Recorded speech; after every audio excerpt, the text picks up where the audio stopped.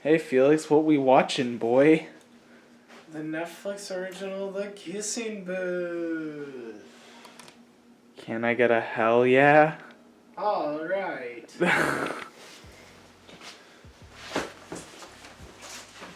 Well, okay. So the basic plan is watch this movie for fourth time. Yeah. Take notes. And then get back to y'all. Yeah.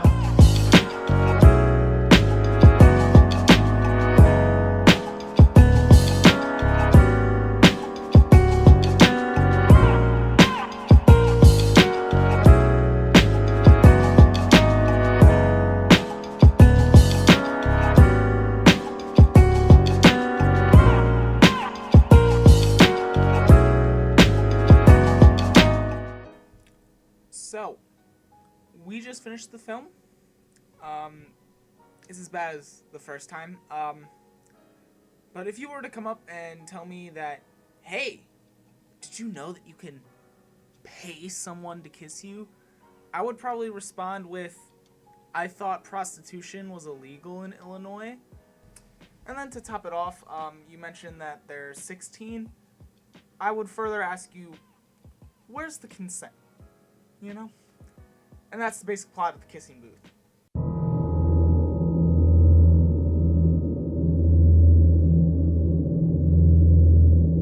Okay, so stop me if you heard this one before, because I'm just gonna describe the plot of The Kissing Booth. So there's this girl, you know, she likes this guy, you know, and sends him letters. Oh shit, wrong one.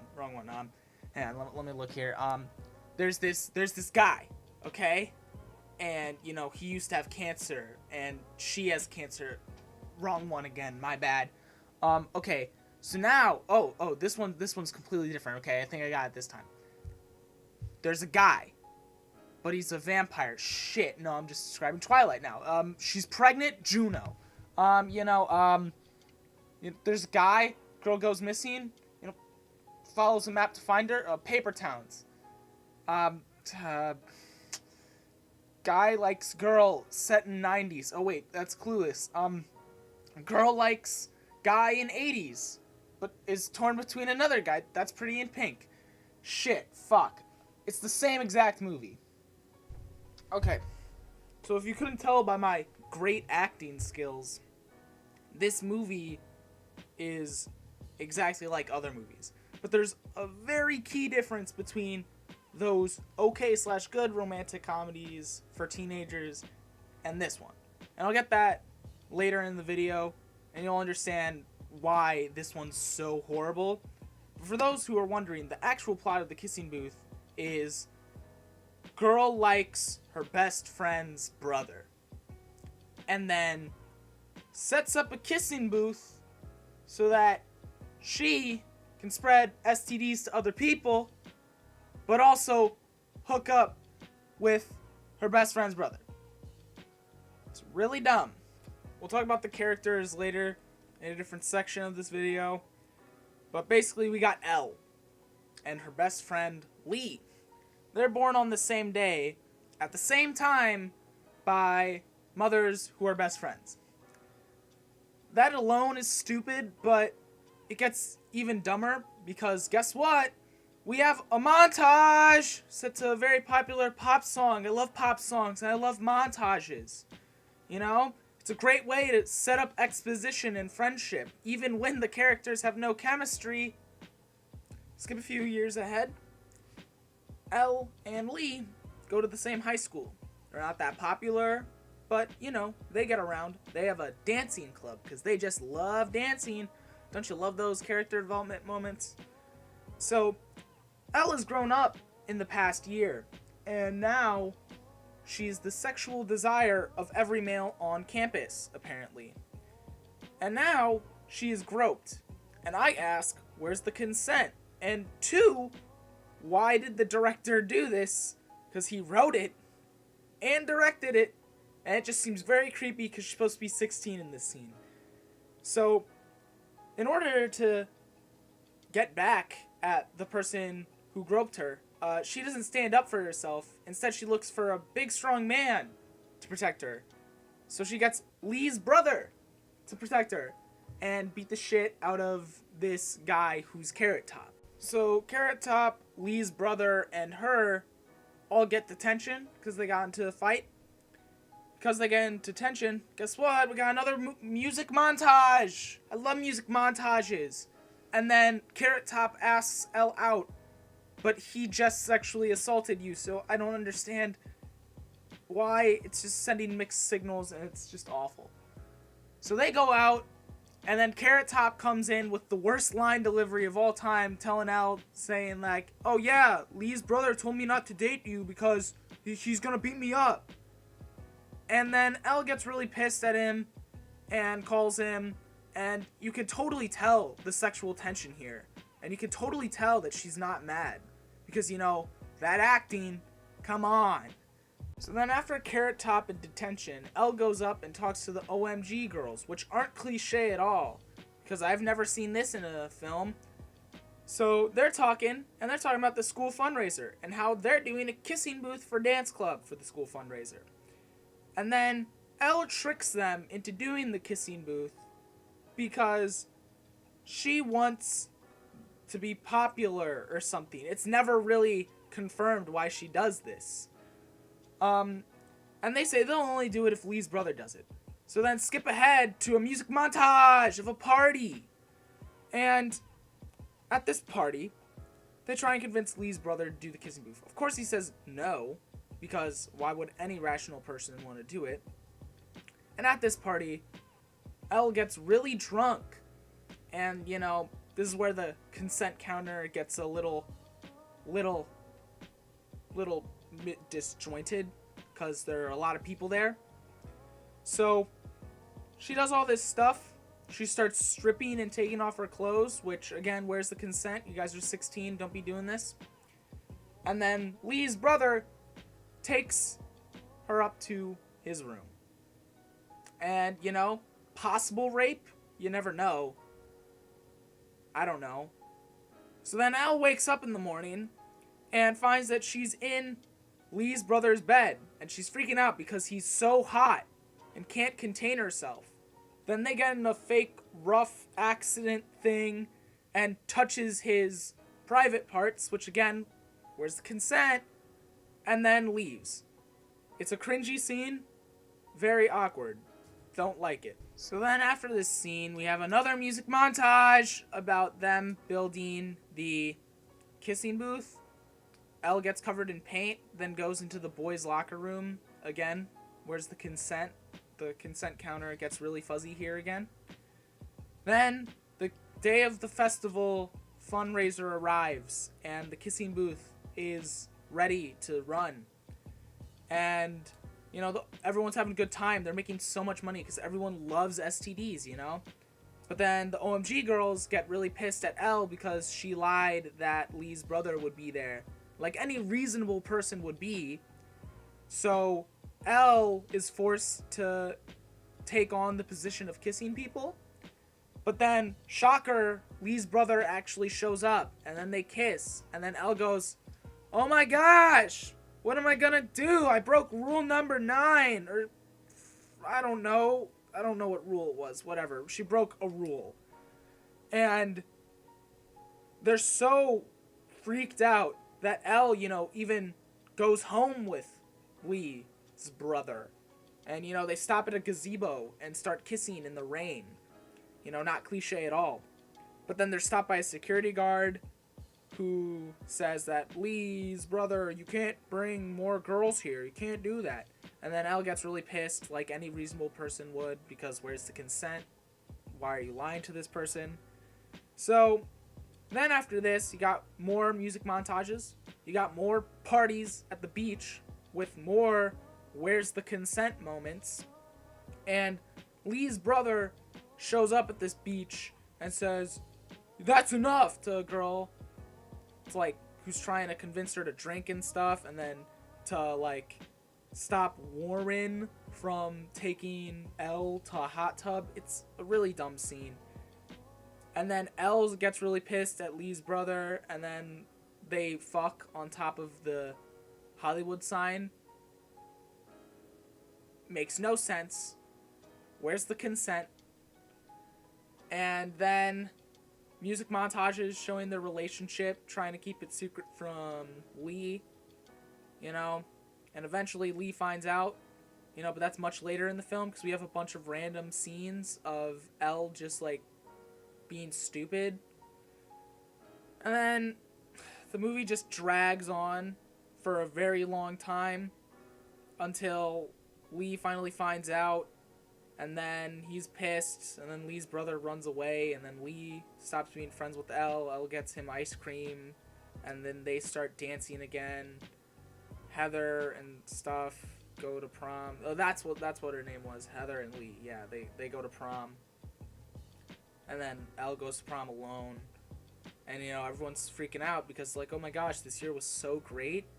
Especially the kissing booth. Everyone loved that. And then, like, they do, like, a slow clap. And Lee's brother comes out from the shadows like, Elle, I love you. And then Elle's like, I don't love you.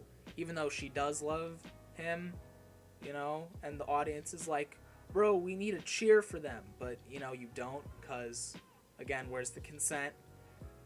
And then, yada, yada, yada. It's their birthday. They wish stuff. Elle wishes for Lee's brother. Lee's brother actually shows up in a car in the dumbest scene of all time. They do a Scooby-Doo. Then they meet in the gazebo again and kiss. And then the security guard's like, oh yeah, I like that. You know, Molly Ringwald has one scene. She doesn't need to be in here. She's too good for this. Love you, Molly. And then the movie ends with Elle riding Lee's brother's motorcycle. And it's just drags on. And it's just awful. Oh, man.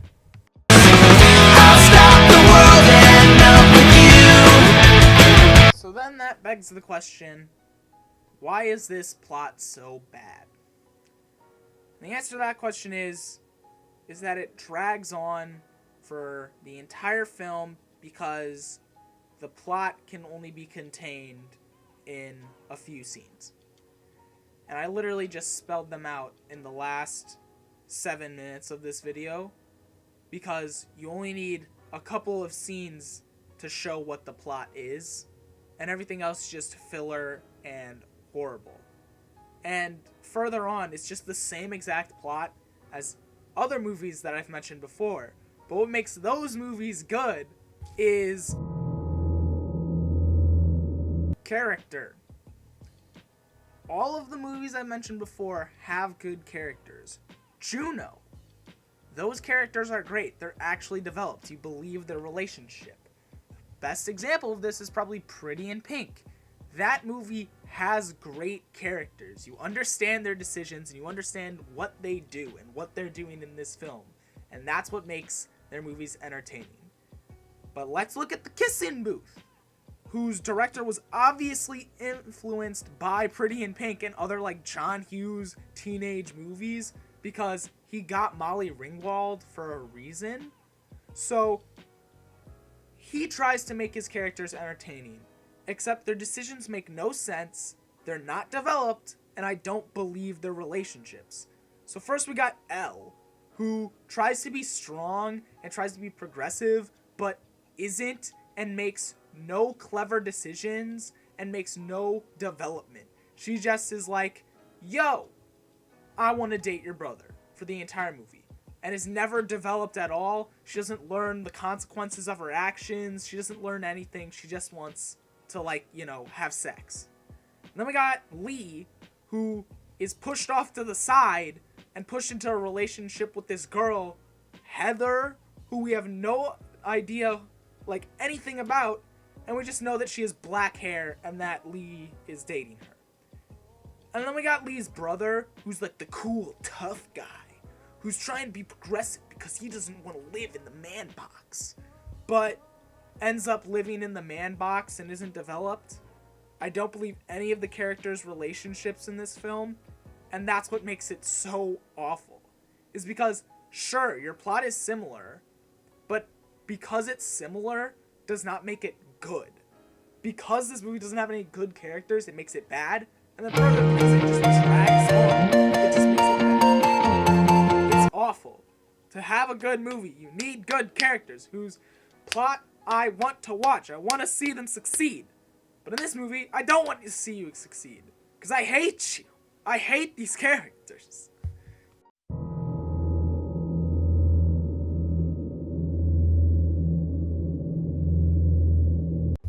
And then to top it off, you just have really bad writing for these characters, and really bad developments, and really bad exposition in voiceover.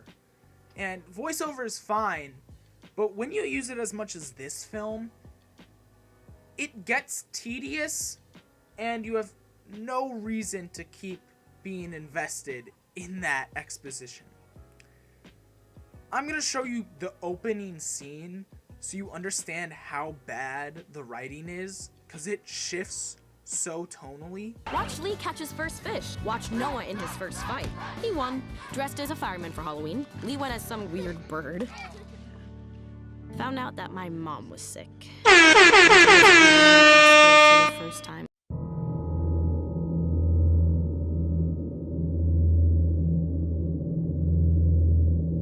So this last category, I'm saying it's acting and directing, but mostly it's just focused on directing. Because we've already established how the acting is horrible, and there's horrible line delivery, just all over this place. But I don't think this director knows what he's doing, because if you look on Vince Marcello's IMDb page, all he has under his credits are American Girl movies and a Disney Channel original movie called Teen Beach Movie, which, in my defense, I've never seen, and this is the only film I've seen by him, but this movie is enough to make me wonder why he's chosen for this. I really don't think this is his strong suit.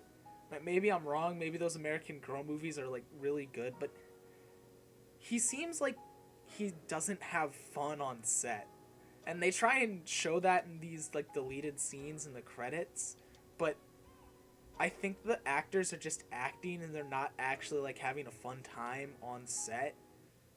And I feel kind of bad, because a director's supposed to keep a shoot fun, light, but also make the story he wants to tell. And this guy just seems so creepy to me. He has all these creepy scenes in that. I'm not saying he's a creeper or anything. I'm just saying that some of the scenes he frames are not very well and just doesn't work well for him. Sometimes the camera goes out of focus, and I'm just baffled how Netflix allowed this. And I only saw one interesting shot throughout the entire film, and it's one where Elle and Lee, they're separated by a window pane, and it shows how they're in a debate and argument, and they're separated right now. But that was the only interesting shot that I saw, and that to me kind of shows some potential that he knows what he's doing. But that could have been anyone. That could have been the script supervisor or the cinematographer even. So I honestly want Vince Marcello to kind of come out of his shell. I want to see what he actually got. Okay, I want to see what he knows what he's doing. I want to see him in his prime. But that being said, he had total creative control over this movie, so his probably filmmaking peak is not that high up. So I just feel super bad. But I'll give you a second chance. But this movie, sheesh, man.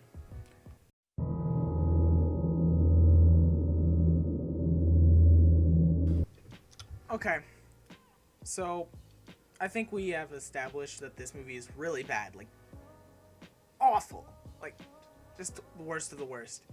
And I can get past bad movies, even if it is A Wrinkle in Time, because I hate that movie, but I can get past it. What I can't get past in this film is something I call offensive. This movie is really offensive in the idea that it's kind of sexist and it does not know what modern age romance looks like. It tries to be romantic, but it just comes off as really offensive. And last night when I watched this movie, I made sure to write down every single time consent was broken or not asked. Because even if you don't ask about consent, you're still breaking consent. It's this big deal. And I counted a total of 98 times in which consent was broken in this film. And that could be more because consent is a per person thing. So during the party scene and the boys' locker room scene, my numbers could have been way off. So there are at least 98 times consent is broken in this film. Maybe more. And that to me is just kind of like a no area.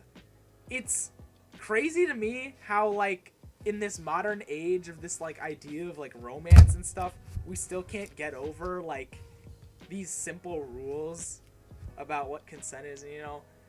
It's just crazy to me, and that's the main reason why I hate this movie.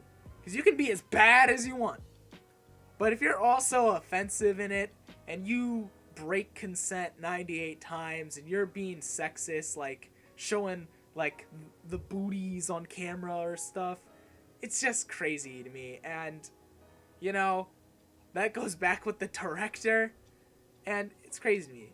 You know, I'm not like super advocate for this though, you know. If you were telling a good story, maybe I could give you like a small pass, but it happens so much in this film that it's so hard to ignore. 98 times! Each scene I can show you where like the rule of consent is broken. Oh, it's broken right here, tally. It's broken right here, tally. Then we get to like party scenes where consent is broken multiple times. I just go tally, tally, tally, tally, and I look away like I'm on The Office, and I'm like, really? You gotta do this to me, Vince? Why? Stop breaking consent, man. So, that's the main reason I wanted to make this video, is because it's just kind of offensive to like that demographic and that like modern age romance equivalent. But to each their own, I guess. And if you enjoyed this movie, congratulations, because I couldn't get over it.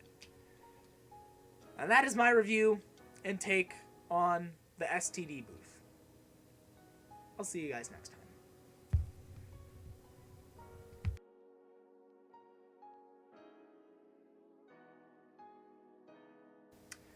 So, hopefully you guys made it to the end of the video. I know this was a long one, but I worked really hard on it. I watched this movie 4 times, and each time it was super painful. I hope you enjoyed the video. If you did, maybe like it, do whatever you want. Click on the channel, watch more. And I know I haven't been around, and I haven't made Summer in Review Part 2, but I'm going to combine that with the Year in Review video, hopefully. And hopefully, eventually, I'll get that out. Be on the lookout for more videos, and stay tuned. Have a great day. As always, keep watching movies.